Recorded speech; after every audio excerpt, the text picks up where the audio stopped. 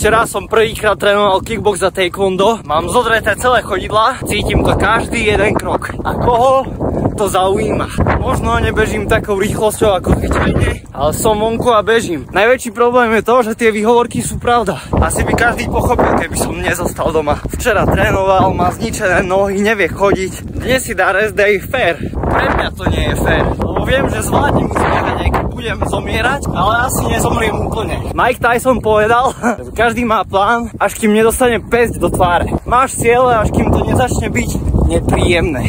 Keď to začne byť ťažké, zrazu tie ciele až tak nechceš.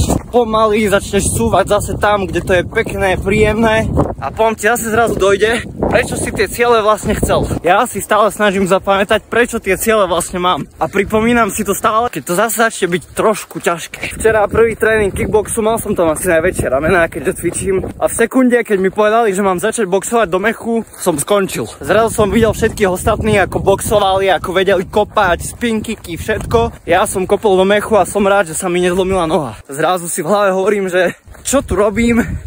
Toto nie som ja tu nepatrím, toto nie je pre mňa. Nač sa tu hrám, že behám, cvičím toto a neviem ani kopnúť do mechu. A potom som si spomenul, OK, prečo tu vlastne som? Raz sa dostanem do situácie, kde budem musieť brániť seba alebo svoju rodinu a nebudem sa vedieť obrániť, lebo som na mojom prvom tréningu nebol dobrý. Chcem nabrať svaly, ale cítim sa zle, keď chodím do gymu, lebo ešte nemám svaly.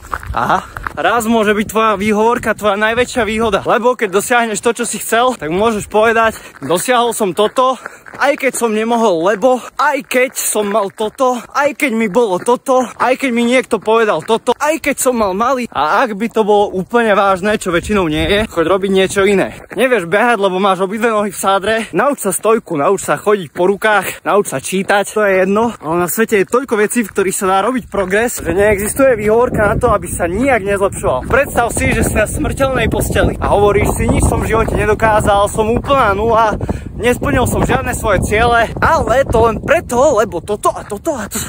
Fair. Si rád? Toto by sa mi mohlo stať počas maratónu. Musíš byť pripravený.